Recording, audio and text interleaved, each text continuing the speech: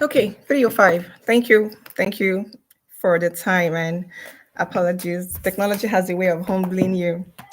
So, thank you everyone for joining us for another live session today. Hmm. It's been a long time, right? So we had our last session in May. That was mid-May. However, it wasn't on the channel because again, technology showed us shaggy. So we had to, that was the one we had a co-host. So we had to have the live show on her own channel instead of mine. However, we're here today and we are grateful for the opportunity. May was a very busy month for the Readers Corner. In May, we had our grand opening of the bookstore here in Canada. I want to use this opportunity to say thank you to everyone, every single one of you that participated, that showed up in one way or the other, that helped us, put stuff together. We are grateful for that service that you gave to us. Thank you for those to those who attended physically, to those who attended virtually. Every one of you made our day worthwhile. I'm sure by now you would have seen the videos and the recordings circulating. So I just wanted to say thank you. It's been such a very busy season for us at the Readers Corner. Um, and then today is a special day for our fathers. We would not start this session without honoring our fathers. The Bible says, give honor to whom honor is due, isn't it? Our fathers are honorable, they are worthy to be honored. So I want to say a big shout out to all fathers in the house. If you're watching live, you're going to catch a replay whenever it is. I want to say happy Father's Day. Thank you to my dear husband. Happy Father's Day to you. Thank you for your support, for encouraging me, for allowing me do what I love to do, for supporting me all the way. I want to say thank you. To every woman here who is married to a man, I want to say happy Father's Day to your husband.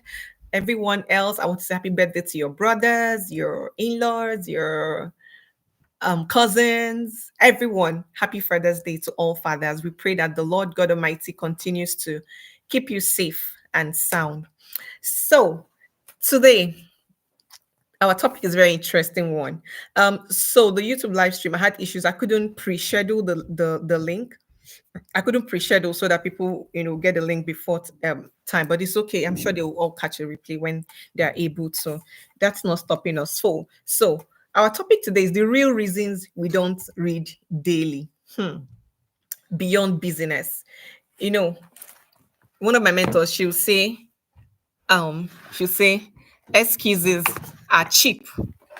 Those who make them are not wise. And that's very true. It's very easy to hide behind something and say, oh, that's the reason why I'm not doing this.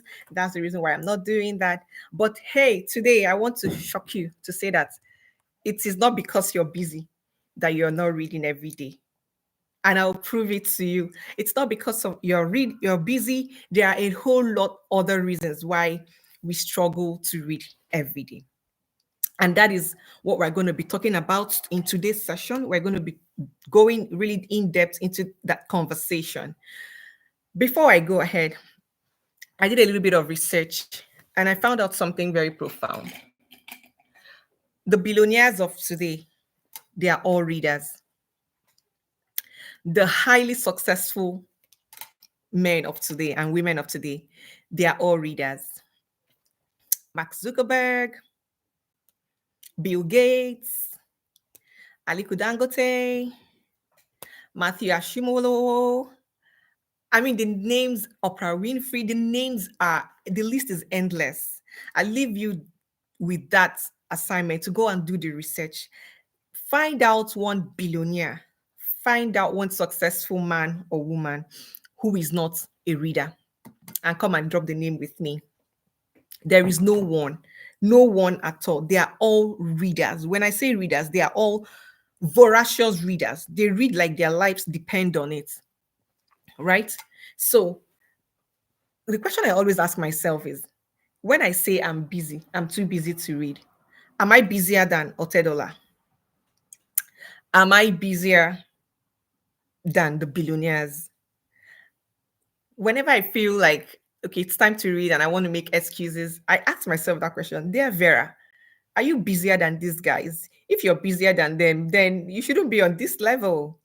You should have blown away by now, right? So busyness is an easy target. Is an easy target, unfortunately so. It is not because we are busy. No. Because as long as you're not busier than the founders, the heavy founders, the movers in this world, even in Nigeria locally, then or in Canada, wherever you are, then business is just an easy target. It's not the reason. So I'll go straight into the reason. For me, I have my first reason, and this is not anywhere, this is my own ideas, put together from my experience and from my, of course, intense reading and research. My very first reason is purpose confusion. If you're here, please put it in the comment section. If you're with me listening, purpose confusion. I'm going to break all of this down. I'm going to unpack them nicely. And at the end of this course or session, you're going to agree with me that it's not business. Purpose confusion. So, what is purpose confusion? A writer once says that unknown purpose invites misuse. Unknown purpose invites misuse. That's another way of saying when the purpose of a thing is not known, abuse is inevitable. Yes, when you don't know the benefits, the reasons why you should read, then misuse, abuse is inevitable. We don't read consistently because we don't know why we should. We must read. We shouldn't even read, we must read. And that's the truth. It's a very hard truth. We don't read consistently because we don't know why. And I can say this with facts because if we say we're busy, yes, we're busy. But if I told you that you're busy chasing money, you're busy, with work, business, and all of that. If I told you that the money you're looking for is just one book away, the money you're looking for is just one idea away, how many people would start reading? Virtually everyone. Give me another excuse. Okay, you're busy studying, you're going to school, you're having an MBA or a master's or first degree. So you're just focusing on schoolwork. You're not reading any other thing aside schoolwork. What if I told you that the more you read, the more your retention capacity is built? So that means if you were not reading before and you're preparing for an exam, if it would take you 1 hour to finish up a concept or a topic, if you had been reading before then, it would take you 30 minutes or 20. Your time is cut short in more than half, more than 50%. Why? Because of the neuroplasticity of the brain. The brain stretches. This concept, I don't know how else to explain it. Because of the neuroplasticity of the brain stretches over time. The more you use the brain, the more it stretches, the more it expands, the more you become faster in everything. Your speed of thoughts are unlocked, your speed of speech is unlocked, your mental capacity is unlocked, your retention capacity is unlocked. I remember when one time I was explaining to my daughter, I forgot what we're talking about, and I was trying to explain to her what happens when you're a reader. Let me see what I can. So I tried to let me use this book for example, and I told her, let's assume this is the size of your brain. The whole of it is the size of your brain, and the research says that an average adult does not even use up to, I think it's 1% or 2% of the size of the brain. We don't even utilize it all our lives, and that's a very poor statistics. I was telling my daughter that sometimes it's just these bits that we end up using before we die. All of these ones go back to the grave because they are not stretched. Whereas if we were reading consistently, the more you read, the more you stretch, the more you create this space, then the more you're able to, internalize concepts even faster, right? So that is why when we say read every day, consistently without fail, that is the reason why. It is because it helps you with speed in every other area of your life. Yeah. So that is it on purpose confusion. We are not reading every day because we don't know why. And sorry, my eyes ache a little bit. I need to wear my glasses. And the this course today, we're not going to be talking about the benefits of reading every day because we have a playlist where we've documented all of this series. Admin, if you're here, please, if you can help us drop the link where we put, I think it was steps to installing a consistent reading habit 1.0. There we dissected the reasons why we should read. And that list is not even exhaustive. I mean, I just try to stay with the 1 hour time I have for the YouTube live, right? Live streams, right? We talked about the benefits, examples, spiritual growth, financial success, parenting success, emotional well-being, building competence and confidence, mental health benefits. The list is endless. So we don't know the benefits, then we don't prioritize it simply because we don't know the benefits. It's not because we're too busy. No, no, no. It's not because of busyness. Again, whenever you feel too busy to read, ask yourself, are you busier than these readers that I mentioned? And they are all billionaires. And the shocking thing about these people is they don't play small. None of them play small. The names that I called and much more, they don't play small. These guys have got that is because each one of them I mentioned read at least 50 books every year. At least. So some of them do 100. I think Matthew Ashimolo, I learned that he reads up to 100 books every year. So what then is our reason? We're not founders of churches. We're not founders of multi-billionaire businesses. So how can we say we are reading? We're busy. So it tells me that there is something that these people are doing differently that we're not doing. And we will come to that. Okay. Now what's the solution to this issue of purpose confusion? What's the solution? The first solution is to clarify your why. Why, the moment you want to pick up a book to read, why am I reading this book? Is it because the Reader's Corner has been screaming everywhere on the internet, read every day and all of that? Or is it because I have understood that my life depends on the books that I read? And that's very true. Your life depends on the quality of books that you read. Yeah, clarify your why. Why are you reading? And I always like to advise my parents that I work with. I always like to advise them and I say, don't just pick up a random book and read. There's something I call purpose-driven reading. Purpose-driven reading. That means before you pick up any book to read, have a purpose, like have a goal.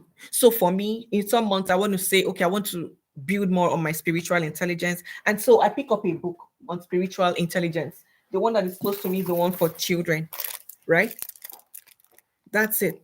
This is it, a child's guide to spiritual intelligence. So if there's another topic I want to talk about, if I want to talk about emotions control, I pick up a child's guide to navigating emotions. You see how it works? So you don't just pick up random book and just read aimlessly. That's when it gets boring and unfulfilling. So purpose-driven reading. Match your reading to your goal.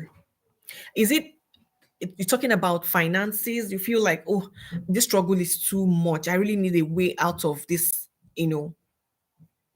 my financial states. Then you pick a book on finances. I have a lot of them.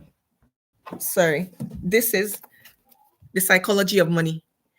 And I like to say that for every problem, for every challenge that you have in life, there is a solution in a book. You just haven't read the right book. That is very true. And I can prove it with facts. For every challenge we face, there is a solution written in a book. You just haven't read that book.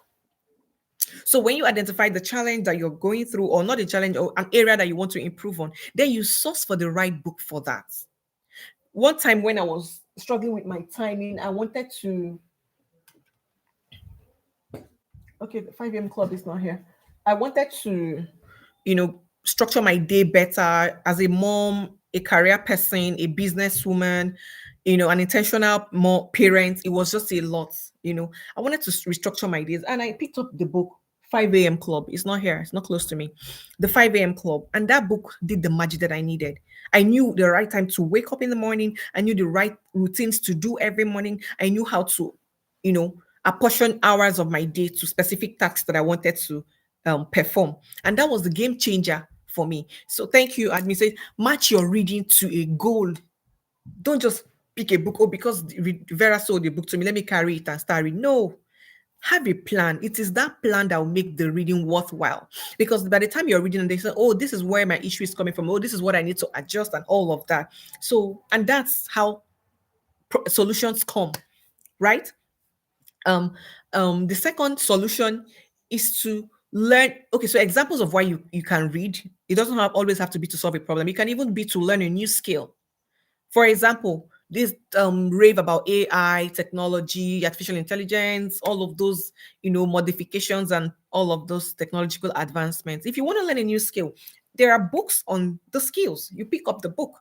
Yesterday, I had shout out to Pure Good Foundation. We had a webinar on artificial intelligence, and because I wanted to learn more about artificial intelligence, I joined that webinar from wherever during my busy day. I just connected to it and I picked a lot of things. So if I wanted to deepen my knowledge, I would go and look for a book on AI and start to read it. So that's the first challenge. The first reason that we are not reading is purpose confusion. And the solution is purpose-driven reading. Know why you need to read and know what you want to solve and pick the right book for it. It's called the antidote to purpose-driven reading. Goal specific reading, purpose-driven reading, any one of them works. And I'd like to give an example. The Inner Circle of the Intentional Parent Academy, which is a mentoring program for parents where I belong. There's something they do every month, and I find it really interesting. At the beginning of every session, so it's a 1 year session, school mentorship session. At the beginning of every session, there's already a list of books for the whole 12 months you will be in the academy. And some people think they just put books. No, they didn't just put books. If it is by the time the months unfold, you begin to see that, oh, the month of January, this is the theme. And then when you look at the book matches the theme. For instance, this month is the month of June, and the theme is having sex conversations with your children, no matter how small they are. There are age-appropriate ways to teach them about their bodies, about their boundaries. Now, the books for the month are 2. Sex Educate Your Child Like a Pro, Volume 1 and Volume 2. And then there's Volume 3 and 12 Pillars of Prevention. So you see how the theme is matched with the book, so that all of the tools we're doing this month, talking to our children, finding out how they are doing in school, the kind of friends they are having, their confidence, everything about on sex conversations, their body parts, how to protect themselves and all of that. All of those tools are supported with a book. So that is it. So I find it very profound that the academy does that every year. That is how the curriculum runs. So there's no book they're just picking to just read, oh, off the shelf, I just need to read. Then you find it boring and it's not sustainable. And sometimes you don't even see the results. But when you match your reading to one thing that is biting you at the moment, you pick a book on it, pick 1 or 2 books. By the time you finish, you would find a solution to that problem. And that's what helps you to move on to the next book, because the brain thrives on success. The brain wants to be happy to know that I did something and I succeeded in it. The brain thrives on satisfaction, right? Yeah. So that's it on purpose confusion. That's the first reason why we don't read. Please let us leave busyness alone. It's not the reason. The second reason I put down is identity mismatch. Identity mismatch. What is identity mismatch? Is a disconnect between ourself, like our personal identity, and the habits we're trying to adopt. So I want to become a footballer. I want to become a soccer player. Yet every day when I'm having conversations with people, say, I'm not really good at soccer. I'm not really good at soccer. So your aspiration does not match your confession. Your aspiration does not match your identity. I'll give you another example. You want to learn how to play the piano, right? You want to learn how to play the piano. Like you really admire people who play nice. And every time you say, I really love to play piano, but I am not good at it. It's not my thing. I'm not, I just wish you're already contradicting your brain. The brain is confused. Do you want it or do you not want it? If you want it, then speak it and say it until you become it. See yourself as it first before it becomes reality. The Bible tells us, he said, he calls the things that be not as though they are. That's our Father in heaven who has all the power. And that's what he does. We that we don't even have any power with us, we're still, then we need to even do more, say more, call things forth more so that they can become. All right. So identity mismatch is when there's a disconnect, there's a conflict between who we really are and what we are chasing or who we see ourselves as. So you want to build your reading stamina. And every time you say, me, I don't, this book thing, it's not my thing, no. I find it hard to read, though. I don't even have time for it. I just wish you never get there. The right thing to do is not to contradict yourself when you're chasing something. You have to begin to see yourself as that thing. Begin to see yourself that as that thing. Oh, I really want to be a soccer player. Right now, I still need to learn more about playing soccer. That's the way to say it. And for every parent who is here with me or who is going to catch a replay, there is something that is trending with children in schools now that it's terrible. That is this sentence. I always hear my children say it, and when they say it, I shut them up immediately. I'm not good at it. I'm not good at it. Oh my God, that is the anthem in schools right now. I'm not good at it. My son was like, I'm not even good at soccer. I'm not good at chess. I'm not. Who said that? That's the lie of the devil. You're good at everything you put your mind to do. So please let us what's it called now? Desist from using those languages. It doesn't work like that. When your desire does not align with your perception. So I read a book one time, and that book says that like the first stage to getting to a destination or to getting to your goal is through your mind. Okay, so I want to travel to London right now. I don't just wake up and just carry my bag and start going buying ticket and going to London. I will first visualize my itinerary, the ticket I'll buy, the boxes. So that's me visualizing, okay, oh, this bag might not be enough to contain the clothes I need to use, da da da. And then you begin to see yourself, oh, London, the streets of London, what will I need? How would the London weather be? That is you. You've gotten to London in your mind first before your legs got there. And that is the concept of life. The same thing applies with reading every day. You don't hide behind, I'm not good at it. I don't have time for it. Then you will never become a reader. That is not a cause, it is reality. So, identity mismatch is a killer. And the thing like about the readers corner is whatever um strategies we share here, ideas we share here, they don't just apply to reading, they apply to everyday life. So if you haven't learned anything from today's session so far, we're almost 30 minutes in, learn that your perception about yourself determines where you end up. Take that away from this session. Your perception. So if you want to become a reader, you want to read every day. And by the way, I read every day. Proudly so. Like I don't even know how to start my day without reading. Those days, they are very scarce. Like maybe one or two in a whole year. And I didn't start by reading every day. I started by seeing myself as a reader. So that's the first thing that we need to do. Internalize the fact that you're a reader because you're actually born to read. The Bible tells us that in all our getting, we should get wisdom, we should get knowledge and understanding. And the Bible also says, my people perish because of lack of knowledge. What does that tell you? God wants you to get knowledge. How else can you get? There is no way you can get knowledge without reading. No other way. If you think, I mean, how else? Is it by listening to stuff? No. You have to read one way or the other. So that tells me that the Bible has a full support for us to read every day. The Bible also tells us in Joshua chapter 1, verse 8, and it says, this book of the law shall not depart. The book. What do we do with books? It's reading now. There's nothing else. So when the Bible says the book shall not depart out of thy mouth, that you have to meditate on it every day and every night. How do you meditate on something that you've not read? The first step will be to read it now. Then you now start pondering on it, reflecting on it, isn't it? That's what it is. So, from all indications, the Bible wants, God wants us to read.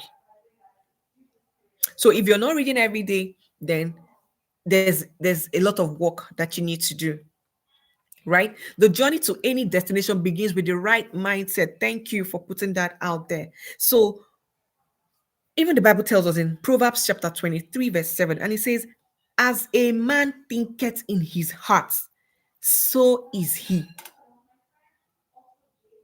You become what you see yourself. Like I started from the beginning when I started. There's no excuse. Busyness is not an excuse. I'm going to give you all of the reasons why we are not reading. The beginning of every habit is from our personal belief regarding that habit. So take away today, begin to see yourself as that habit you want to start. If you want fit farm, you want to shed some weight or you want to eat healthier, begin to see yourself as someone who is fit, not someone who is fat or who is unfit but is trying to be fit. No, begin to see yourself as I am fit. Oh, I am a fit person. So there's some. I read a book one time and it talked about um two concepts about getting goals, like achieving your goals. One is identity based, the other is outcome based. Then I'll explain it. Outcome based, like you're focusing on the goal, the results. Oh, I want to pass my exam. I want to pass my exam. So I need to read, I need to study, I need to, get how many A's. That is outcome based. Identity based is I want to become someone who passes her exams. They are two different things. Passing exam is different from being someone who passes exam. Being someone who passes exam means it becomes a lifestyle. So every time they see you in an exam hall, anytime you have the opportunity to take a test, you're going to pass. Whereas passing exam is a one-time effect, is a one-time result. Oh, I passed that one. Let me go and rest. Until another exam is coming, then I will start running kitty kitty kata kata again. So those are two different things. And we don't want to be one-time successful people. We want to be always successful. So for us to be always successful, we have to be identity focused. Focus on identity. Once you've become that thing, then that's even where motivation comes. That's another reason why we need to focus on our identity. Because when you focus on the goals, sometimes motivation will fail you. Like you'll be on your duvet to stand up and do anything is a problem. But when you talk to yourself, Vera, you're a consistent person. You do what you say. You have self-discipline. When you say you read at 6 a.m. every day, then you have to read. You're someone who reads at 6 a.m. You don't just read at 6 a.m. That alone gives you the energy you need to start up because you don't want to fail yourself. Even the brain doesn't want to disappoint itself, right? I don't know if this is clear up till now. So that's it. Even the brain doesn't want to fail. The brain wants to always be seen as performing and delivering as expected. So that's identity mismatch. And I wrote it down. I wrote something down and I said, okay, no, I haven't gotten there. Another thing about identity mismatch is it happens when your mindset, your words, your disposition negate the person you're trying to become, then you won't become that person. It's not a cause, it's just nature. As long as you keep saying the opposite of it, you will not become that. But the moment you start seeing yourself as that, your future self, you start seeing your future self right now, then the odds are, for you that you're going to get there. And identified the causes of identity mismatch. The first one I identified is limiting beliefs, which are deeply held convictions or assumptions that constrain us. They work unconsciously and create mental roadblocks to growth, change, or success. Limiting beliefs. Oh my God. Oh, they say, oh, I'm not good at that. Oh, I'm not good. It's not my thing. It's not my kind of thing. These limiting beliefs, they limit us by shaping how we see ourselves. They create identity mismatch, self sabotage, and they lead to fear of failure, avoidance of opportunities, strengthen comfort zones, and fixed mindset instead of growth mindset. Now, what's the solution to this identity mismatch? Number one, change your mindset. See yourself as a reader. See yourself as someone who will finish a book. And when I talk like this, it looks some people think that, oh, this woman has been reading, for such a no. I used to be in that table of how can I read? In fact, I remember, I don't know if I've told this story on this session before, but I used to have a colleague back then when I started my career so many over 10 years ago. And this guy, before once he comes to the office, he was my senior colleague though. Once he comes to the office, the first thing he does, turns on his computer, he goes to the web to read. He reads news, football, the wars, all those fighting, anything trending. He just reads. And I notice he does that every morning. I'm like, and me, once I come, go to the girls now, go to the bathroom, do our makeup and all of that. Then I get to my laptop, I just start working. Ta, ta, ta, ta, ta, ta, ta, ta, ta. Oh, and then during in the course of doing the work, I'm stuck. I have too many problems, and then I'll ask him.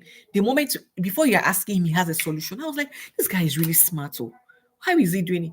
I didn't even make the connection between his habits of reading every morning before he works. I didn't make that connection until I started the reader's corner. That's when I'm like, oh, so that's what this guy was doing, right? He had a habit and he was consistent with it. There was no going back. Even if there's an emergency, there's a deadline, this guy will still first do his routine, which is to read something. All right. So I'm here to encourage us all, change your mindset. See yourself as somebody who reads every day. Then you will begin to read every day. See yourself, say it. Okay, that takes you to my next point, which is change your confession. Change your confession. Call yourself a reader. Make stickers of it. And I believe so much in stickers, words of affirmations. They do a lot. There's no way you say something to yourself over and over again and you don't become that thing. I tell you a story. I think I was sharing this with my little girl the other day. So I stumbled across a quote that says self-discipline is not, excuse me, is your ability to do what you need to do when you need to do it, whether you like it or not, whether you feel like it or not. So nobody promised you that it's going to be rosy. You're going to feel like it all the time. No, even the big guys up there, many times they just don't want to attend those business meetings. They just want to be with their family, just want to be at home. But self-discipline is what wakes you up when that alarm goes off and you feel like taking 5 more minutes. And how did I get myself to build my self-discipline muscle? I printed it out. I gave it to my daughter. When I read that and I said, design it on Canva, go and print it out and I put it in my room. Like it's just facing me.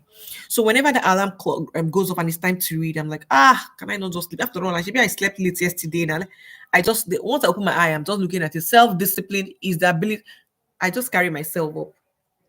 So I believe so much in confessions, affirmations, and sticky notes. Put it everywhere where you can see it. Okay.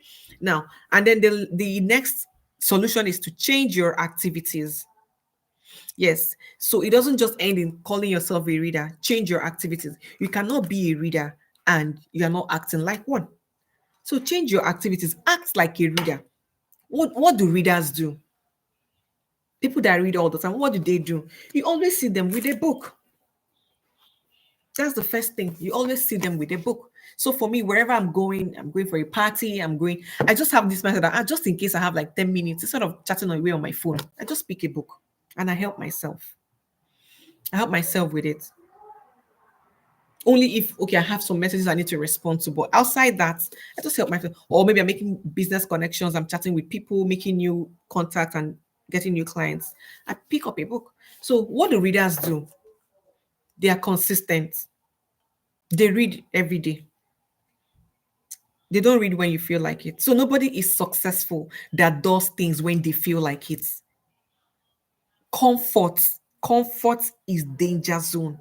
it has to be unpleasant. It has to pain you. I was reading a book this morning, doing my morning, my reading routine, and it says we all suffer two types of pain in life: pain of discipline or pain of regrets.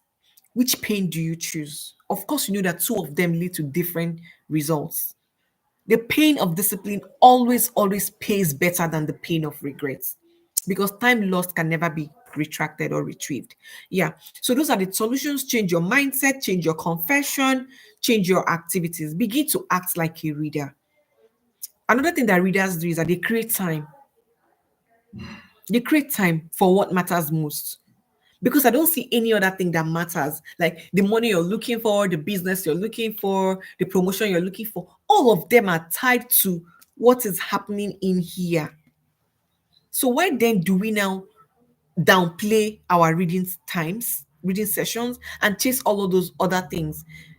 Whereas when you pay more attention to your reading time, then it cuts down your stress level, it cuts down the amount of time you need to get things done. Hmm.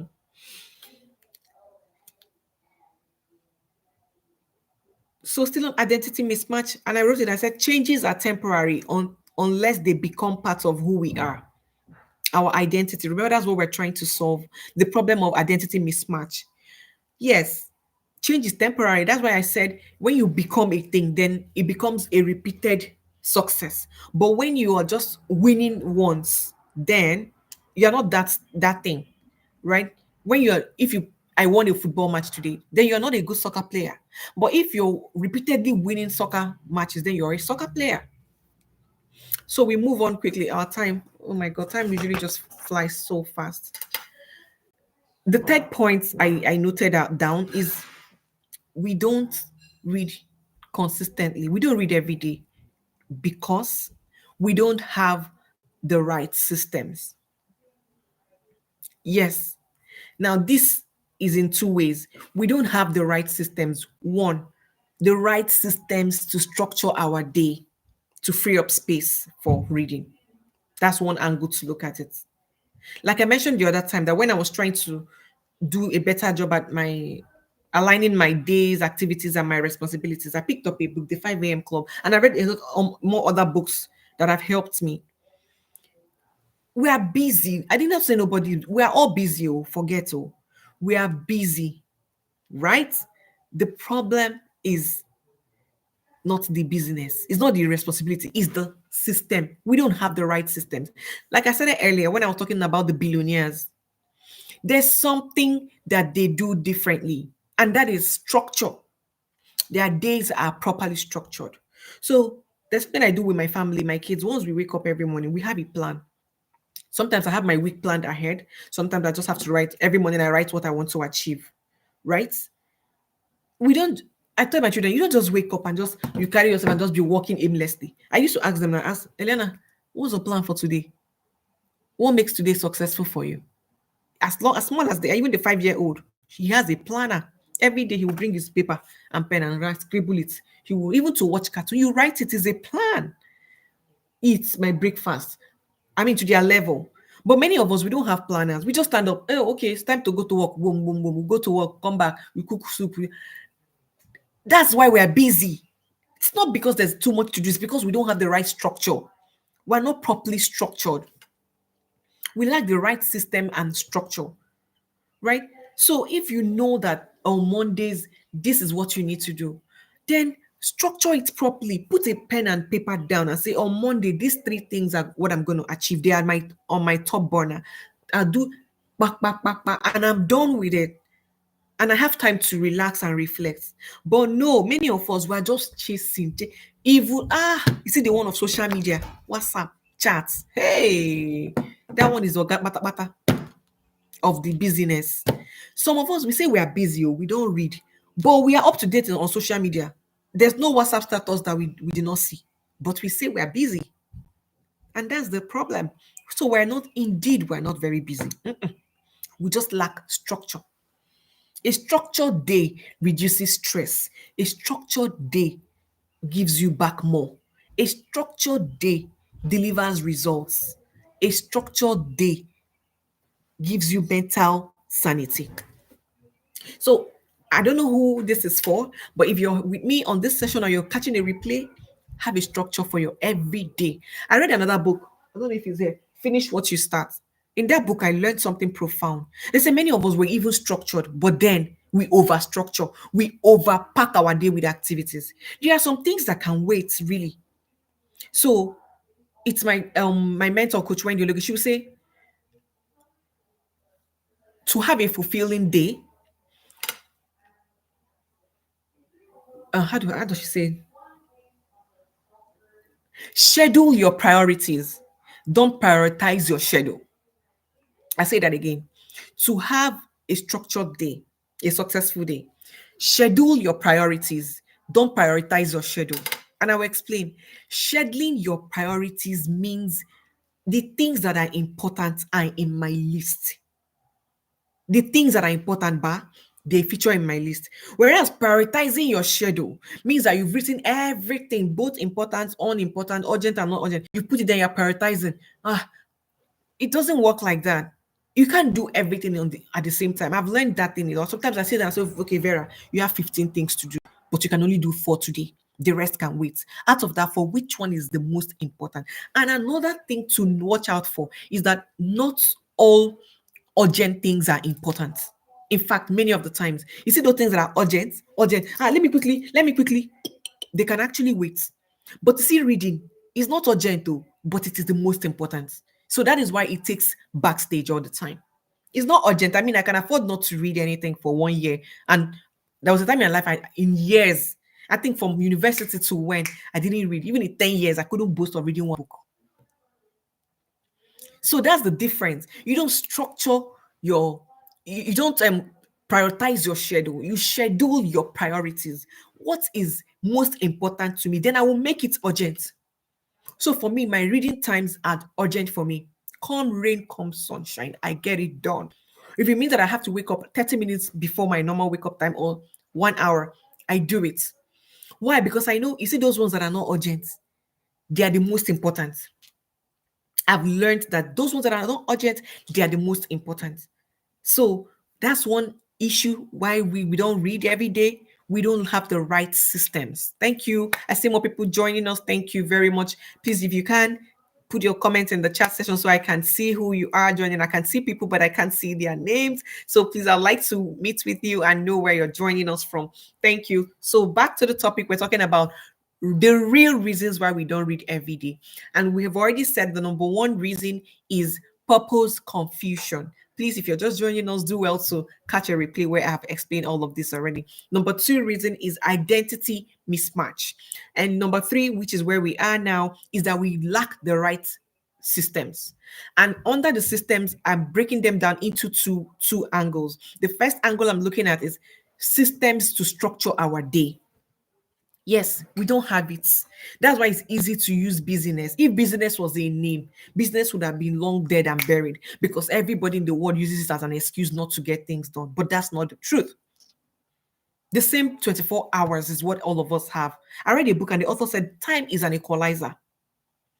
Nobody has more than 24 hours. So if you're not achieving your target, you're not achieving your goal, there is something wrong with the system that you have currently. Because on the other hand, the same other people are achieving what they need to achieve. So what is stopping you?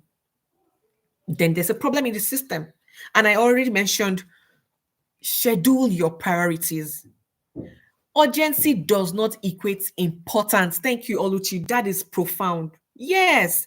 And that is, back then in school, when they taught us about time management, they will use the quadrant. I don't know who remembers it. They'll say urgent and important and not urgent, or important in job. That's nonsense, right? Because the thing is, the things that are important, they are not urgent. So that's why you keep on pushing it. I've not read. Oh, I will next week. Oh, but the one that you think is urgent is maybe, who has an example now? I need to be at that party. It's urgent. I need to do this. It's urgent. No, I bet you that 90% of those urgent things can wait. Try it this week. Look at your schedule. I believe that right now, many of us have our planners every week, every day. For me, I have my sister who she will always tease me. I don't know if she's here today. She'll say, Uju, you have list for everything. This my phone has over 300 notes. over 300 notes. So if you call me for, like, somebody was asking me when I started my journey to Canada, that was in 2018 or so, I was able to show her my plan of 2018 is here. I showed her, like when I sent to her, she was like, Jesus Christ, what kind of person are you? Since 2018, I wrote it. Even in fact, I chatted my friend Shola over the weekend, and I said I was writing something. I was writing down a book, and I wanted to remember when I reached out to her to explain to me how the whole Canada thing works. It's still in my phone. September, I have the day September 21st. She was like, really? I say yes. That is how planning works. So the difference is that some people might delete them, but me, I just like to see these things. I remind you of where I'm coming from and what I've been able to achieve, and it also helps me to help teach other people, because that's the very essence of life. God allows you to go through phases of life, journeys, so that you can be a blessing to others. So many times that's why I put it here. I have someone who was also coming to do school in Canada, and it was my letter, my what's it called now? There's something, is it proof of concept or some proof of pause or something like that, that you have to write a letter on why you want to study. It was my own she used. She just changed her name. So that is the benefit. So back to what we're saying is urgency does not equate importance. So let's restructure our days. You see, this daily book reading. This daily book reading is the game changer. If you've been downplaying it, then you're doing yourself a disservice. I can say it with my full chest because I've been there. I've walked the journey. I am richer because I read every day. I am smarter. I am more relaxed. I'm not under pressure. I speak better. I'm more patient. I'm more organized just because I read every day. I mean, what it can do to you is unthinkable. So let's move because of time. Now, so I talked about the problem, I've talked about the solution. Plan your day, organize your day, forget about urgent things, don't pay too much attention to urgent things, but look at the important ones. The important ones cannot help themselves, they will just wait. Whichever century you remember them, you get them done. But then you've lost time, you've lost money, you've lost so many other things. Okay, so what's our next one? Yeah, the next one, which is going to be the last one, I'm just going to rush through it, is yeah. So before I go to this, somebody came to my DM one time and she said, so she had chatted me something earlier in the day, but she didn't get a response. And I had updated my status. So she came to my DM. She was like, why are you doing this now? I chatted you since over 6 hours. You're not even responding, but you're updating status. Very valid comments. Very, very valid. But do you know my response to her? I told her that my time is structured. And that's the truth.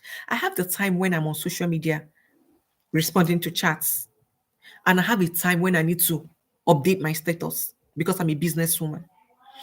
So because you see me updating status does not mean it's my time to respond to chats. So that chat, some people think it's urgent. No, it's not urgent though. It will wait. Let me go and make money first. When I make the money on my status, finish. In the evening, I can now relax and chat you back. And if it's business you're chatting me for, you will still wait. It's not urgent. If it's urgent, you will call me. And if you call me and it's also not my time to pick up the calls, I will silence the call and I will call you back. So it is my time. And they say time is the currency of destiny. So I'm not going to be available. So sometimes some people see me chatting and they think that I'm always chatting. No, that's because it's a structured time. Once the time for that chatting is done, I drop the phone, I pick up the next activity on my list. Right? So I just wanted to mention that because a lot of people just, you're updating it or you're not reading my chat. Don't worry, I will get to the chat when the time comes and I will respond to you. Now, the last point, I have a lot of points, but because I want to do this in 1 hour and we lost 5 minutes because of technology, the last reason is that we don't understand the dynamics of habit formation. Yes, there's a way habits work. There are rudiments to habit formation. Yes, there are rudiments. So it's not just about, I want to read every day. How do you do it? You don't just pick up a book and just start reading. And if you're just joining us, please try to catch a replay. We did a very good foundation at the beginning before we got up to here. Now, we don't understand the dynamics of habit formation. There's a process to everything. There's a way. Science has told us there's a way things get done. And I said, what's a habit? A habit is something that we do repeatedly without thinking. It has become automatic because you've done it over and over and over, and your brain has already established the connection, and you just plug and play. Sometimes habits are even gotten done when we don't want to. I mean, we can't even control it anymore, right? It is done without thinking. And habit formation is a process that takes time to build. But once it is established, it flows naturally. So I tell you my life story. Before I became a reader, I used to just wish, how do people even just take a book and just be reading? I used to just admire them. Like I used to wish that I can read every day, right? And then when I started going through the process, I started the journey, and baby steps. I read once in a month, once in 2 weeks. By the time I unlocked the habits, my children, they'll say, "Hey, God, mommy, you're always reading, Sha." Yes, because I've unlocked it. So there's an unlocking, there's a process. And once you hit it, you have hit it. Nobody can take it away from you again. So I look at myself like, am I the same person 10 years ago? So like there was a month I even read 4 books. And I know I didn't change my job. I'm not a stay-at-home mom. No, I work 9 to 5. Yeah. And I still take care of my children. In Canada here, there's no nanny. So I do all the cleaning still. I say, yes, nothing changed. Only my habits and my structure changed. So there's a process to it, but the good thing is that once you unlock it, it's yours forever. Sometimes right now, like I find it hard to sleep because I really want to finish a book I'm reading. I'm like, oh God, this one is too much. Let me just slow down on this book matter. I can't even help myself. And what's the benefit? My brain is on speed dial. Or many times I chat, I post stuff. I don't think, like I'm just typing. Once I want to type or I want to write something, the ideas just flow like a river. It wasn't like that before. It wasn't like that before. So, and then to talk about this habit, I've come across so many literature on habit formation, right? We have The Power of Habit by Charles Duhigg. We have James Clear's Atomic Habits. We have BJ Fogg's Tiny Habits. There are so many variances or types of this habit topic, but there's something that stands out in the habits. Is there's always a cue, like a CUE. There's always something like a call, like a trigger. There's always that thing. There's the routine, which is the habit you're trying to form. And then there's the reward, which is a positive reinforcement that tells the brain that this action has been completed satisfactorily. But for the purpose of this conversation, I'm going to look at James Clear's 4 laws of habit formation. And it says, and I'm going to tie it down to reading books every day. Make it obvious. Yes, make it obvious. I like to talk about this one by telling a story. So, because I also sell books, I have some communities that I belong to, and I supply the books they need for their different academies. So, a lady, she chatted me and she said, "Oh, she wanted this other book," and I said, "Okay, when you send the money, I'll ship it to you." She said, "But my problem is all of these books." Oh no, she said, "Oh, she needs to check if she already bought the book." I said, "Okay, check." It's okay. She'll check that the books are under her bed. Mhm. The books are under her bed. How will you now read the book if it's under your bed? So the first law of habit formation, make it obvious, make it visible, put it where you can see it. So that's why if you go back to the steps of habit formation that we talked about, we said stickers, put it on the wall. So for you to remember to read every day, put the book right beside you. And I said, no, in the other videos, the first video where I said the steps to installing the consistent reading habit, I said, put the build a home library and put it where you can see it. It's not just to build a library. So if I leave my most functional part of the house is upstairs and my library is downstairs, the aim is defeated also. I need to put it where I can see it. And there's a research that says that the body has a lot of sensory nervous systems. Nervous systems. Out of all the millions, you see the sight, vision is the best, is the most functional. What you see is likely to be done than what you don't see. So if you want to become a reader, please leave the excuse of business. Go and buy books and put them in your face. Same thing applies to your children. You want to help your children become readers, buy them books, put them where they will see. Last in May, when we had the Montessori teacher, Nkem join us. She said something very good. She said, if you want to help your children to read, put books all over everywhere they are. It is strategic. Yes, it is strategic. There's something they call, it's called silent programming. Silent programming. You don't need to talk. Just put the books everywhere. You're already telling them that I want you to read. So you put different genres, different colors, different types, self-help, storybooks, novels, put them upstairs, downstairs, kitchen, toilets, car, everywhere. Not long before long, your children will become readers because they will just pick up and let me look.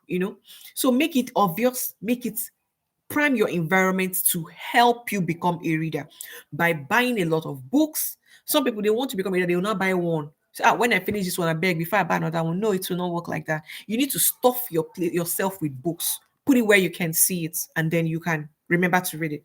The second one, under this making it obvious, is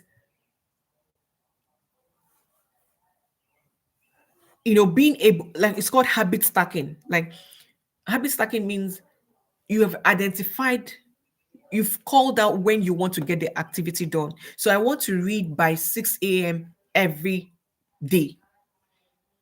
Habit stacking says you align that everyday reading to something you always do. So, for instance, you are someone who is so spiritual. Every morning you wake up, you say the rosary.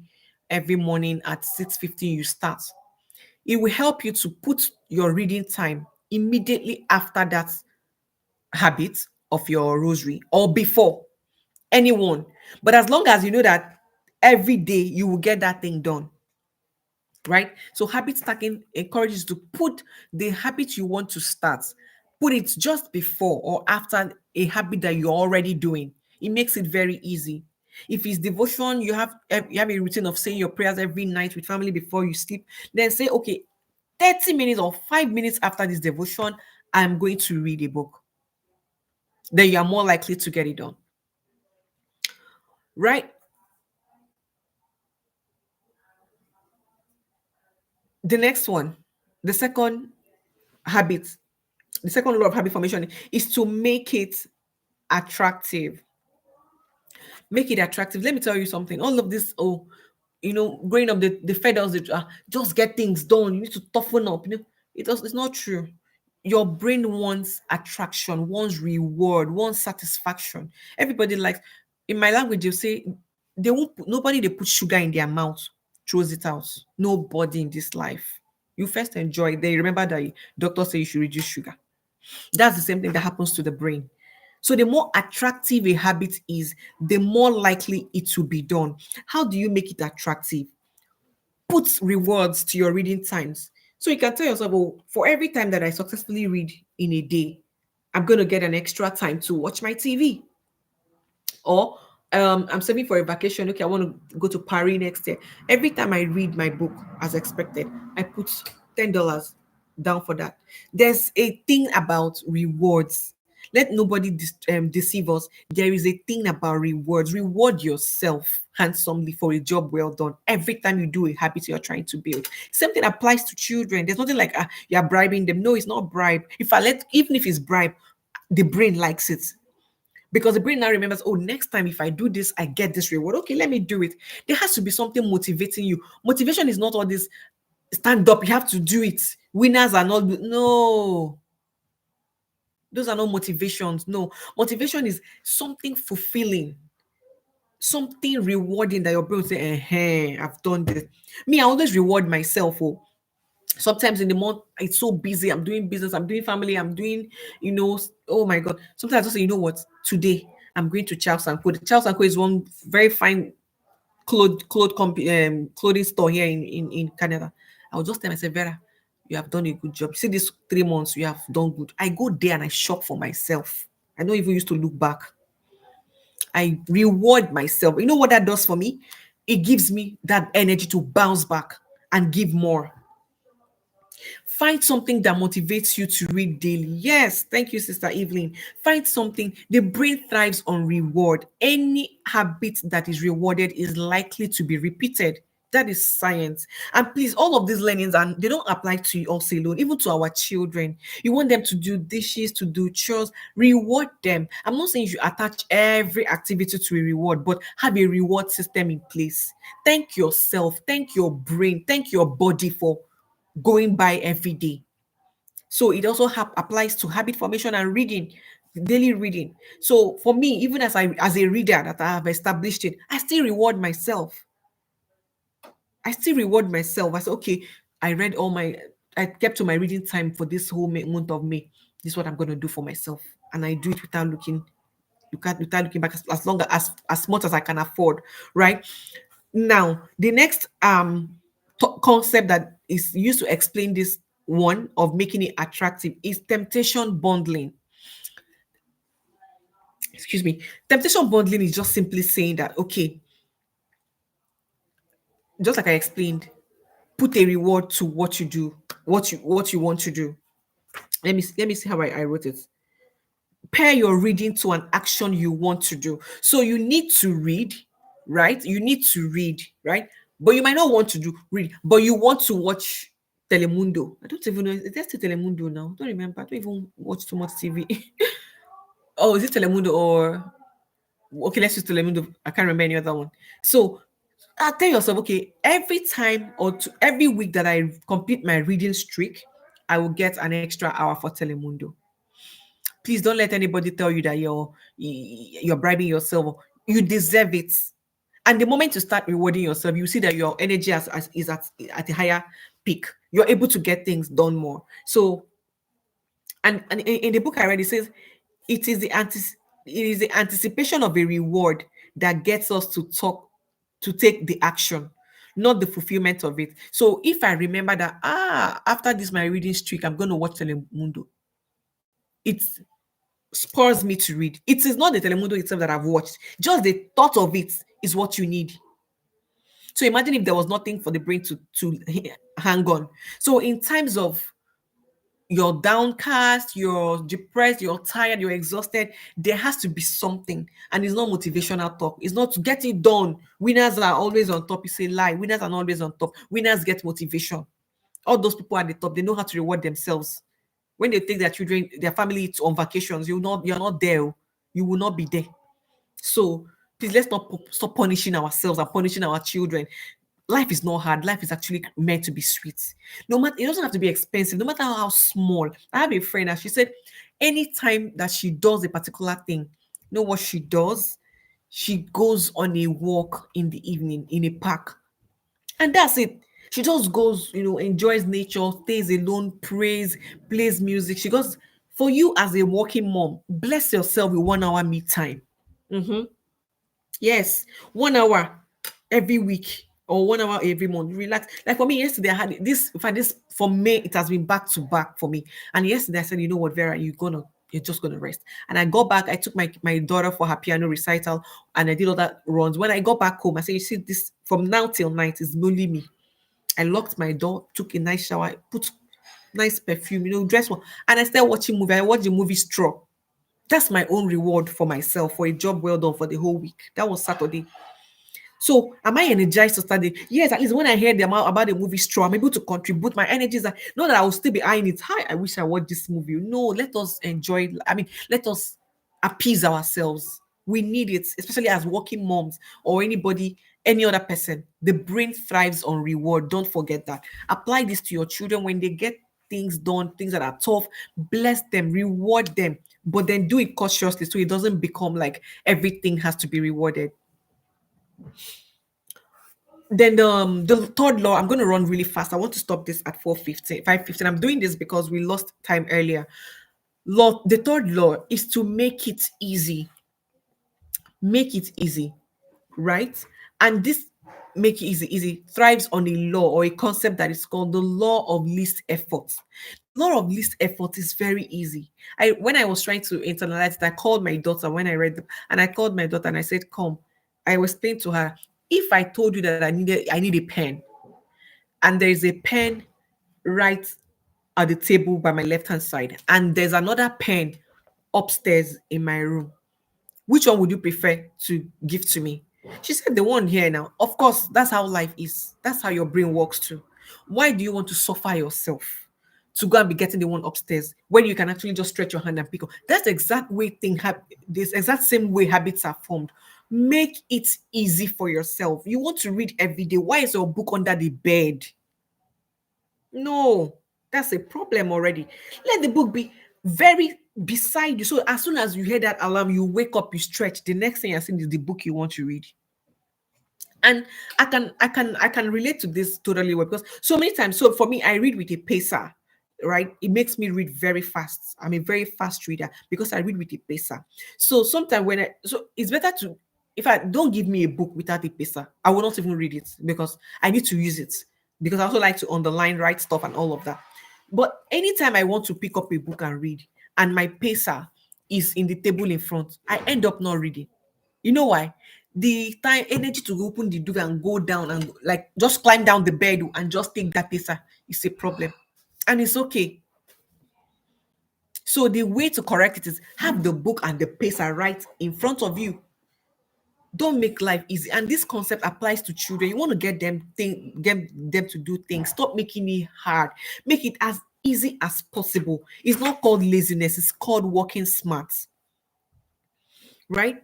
They say the body naturally gravitates to the easiest way to get things done, whatever habit you're trying to form. And it also applies to whatever habit you want to stop. You want to stop a habit, make it hard, take it far from you. You want to stop binging on snacks and sugar, don't make it visible to yourself. Prime your environment so you don't see it and then you don't eat it. That's some people mistake this thing for self-discipline. See, self-discipline is not even like the ability to not do what you want to do. No, self-discipline is the ability to prime your environment enough to help you stay true to what you want to achieve. You want to shed some weight, you're doing fit farm, but all over the fridge there's sugar, sugary drink, cake, and all of those junks. Self-discipline is not when you open the fridge, take vegetable. That's not the self-discipline. You have failed the test. Self-discipline is don't have those things in the fridge. That's it. I don't want to dwell so much on that. So what we're talking about is make it easy to form the habit. Make it easy. Put the book, create the right environment that makes reading easy. Have your books, have your journals, have your pen, your everything you need to do. You read. Have it close. I have a friend that she says she jogs every morning, and what she does before she goes to bed, her jogging wear that she will wear the next day is already beside her bed, like on the floor of the bed. Her running shoes are there. So the moment her alarm goes off and she wakes up, she just picks it and wears. She does not even need to go come down and then go to her closet. That one is not self-discipline. You have failed the test because you're suffering your body to go and be opening it. Hey, which one will I now wear? Okay, green and yellow and blue. No, no, no, no, no. The night before, you arrange it beside you so that once you wake up, least effort takes place. Bam, plug and play. You wear and you run. The same applies to reading every day or whatever task you want to achieve. You need to prime your environment to make this habit thing easy. Okay, let me quickly look at, oh my god, time has gone so fast. Okay. um Still on making it easy. Many of us, we want to choke ourselves with the goals. Oh, I want to read 30 minutes every day. No, there's something called the 2 minute rule. And the 2 minute rule says for every goal, no matter how big it is, there's a 2 minutes version of it. So whatever goal, your goal is to read every day, right? Or maybe to finish your book every month. What is the 2 minute version? The 2 minute version of it is to carry the book every morning.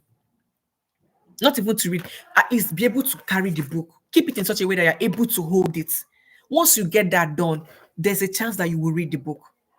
So focus on the 2 minutes part than the full story about reading. The moment every morning you're able to carry your book and open it, then you can start with 2 minutes or 1 minute or 5 minutes. That is where the success happens. It's not in finishing it, it's in starting. And that's where many people don't get motivated because they're not able to start. There's no way you will touch a book every morning and then you will sleep without reading it. Initiate it. Thank you. Start it. Just start it. Break it down. to that 2 minutes. When you start a new habit, it should take less than 2 minutes to do. And then you have to establish the routine first before you now perfect it, right? So don't look at, some people are reading 1 hour every day. Oh, some people are reading 4 books in a month. No, you start small. I said it in the first session we had, the steps to installing the consistent reading habit. And I said, start small. Do you know that if you read for 5 minutes every day for 1 year, you have better result than someone who read 1 hour every week, like once a week, 1 hour for the whole year. You that read the shortest amount of time, but you did it consistently, you are better than that person. Why? Because the habit formation cycle has to do with repetition. The more you repeat it, the neural pathways are firing, they're firing together until they now know that every 6 o'clock we need to fire and read. Every 3:30 p.m. we need to fire and read. But the person who is doing it once a week, it's not firing. No, the neural pathways are not firing because they've forgotten again. After 1 week, you come back again, you read it, say, oh, okay, we need to fire. Okay. But it is in the consistency. The writer once said that the test of consistency, like, it's not in how well you get it done, is how many times did you do it. Is frequency. So focus on frequency before the perfection. Once you're frequent, with time, you advance, you advance, you advance. And the person gave an illustration and he says, oh no, let me leave this illustration because of time. And then I'll just quickly move to the last point, the last law, which is make it satisfying. Make it satisfying. Use reinforcement. We talked about rewarding ourselves, immediate rewards, and not all this, oh, I will do it next year. I will do this for myself next year. Immediately, the brain wants to record it. It's okay, I did this and you gave me this in return. Okay, I will do better next time. It's as simple as that. And it says reinforcement ties your habit to an immediate reward, which makes it satisfying when you finish. Right? There's a mismatch. There's something called time inconsistency, which is some actions that we do now, the good actions we do now, the rewards are usually in future. Whereas the bad actions we do we do now, the reward is now. That is why we see ourselves, we keep on doing the bad habits that we're supposed to stop. For example, sugar is sweet, right? The more, like, when you eat sugar right now, you get the result now. It's sweet in your brain, it gives you energy boost, right? But what is the negative impact it waits for you in future? Diabetes or overweight or any other thing. But for reading, if you read every day today, are you going to become better today? No, it will be in the future. So that's time inconsistency. The body wants you to reverse that cycle.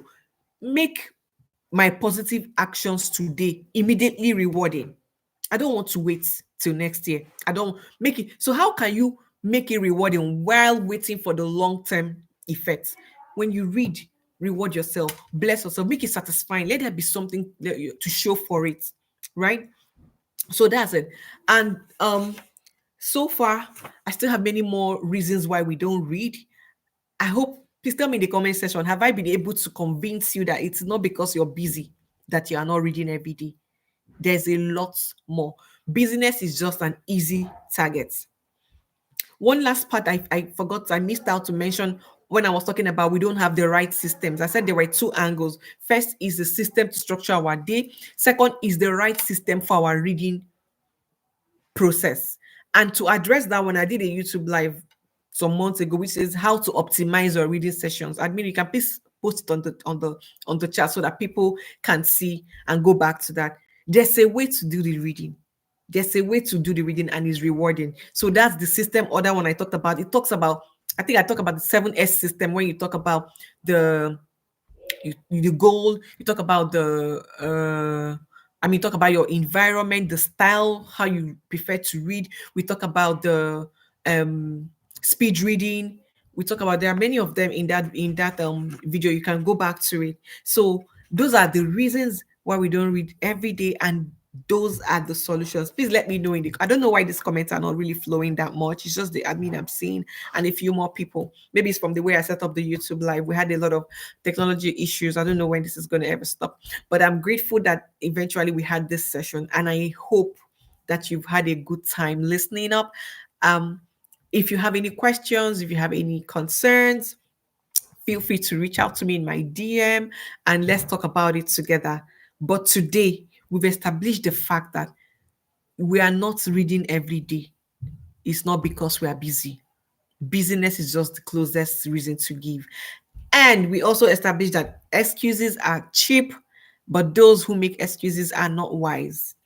Excuses are attainable, but they don't deliver results. What we want is results, not the excuse. There are a million and one reasons why we might not read every day, but then there are also a million and one reasons how that we can read. So why don't we choose to read every day? I hope you found this session enjoyable, enlightening. Let me know. I can't see comments, so I appreciate you come to my DM. Let me know what you learned. Let me know what you're going to do differently. And please stay close to us. We have a lot more coming up in the next month. We have a lot of activities coming up. So I encourage you all, pick up a book and read every day. If I can do it, you can do it. I don't want to blow alone. I want us to blow together. So get used to making reading a lifestyle. The same way you breathe in and out. That is the same way you're supposed to read every day, because the benefits, we cannot overemphasize it. If you want to learn more about reading tips, reasons why you should read every day, and help your children to become readers very early in life, please go to the playlist. We have a lot of YouTube videos that are for free. We're not charging you for this. I'm doing this for free. So you should go and listen to it and let us all grow together. I'm doing all of this because I have walked through the journey, I've experienced it, and I know what is possible, and I know the benefits that I am enjoying today. So it is at this point that I would call it an evening. I want to say thank you, Sis Evelyn. Thank you, Bolu. Thank you, Sandra. Thank you, Oluchi. Thank you, Adams. Thank you. Who else can I see there? Thank you, all of you, for not allowing me to talk to myself alone today. And if you're catching a replay, I also want to say thank you to you. And from the Reader's Corner, it is me, Vera, signing out. Thank you, and God bless.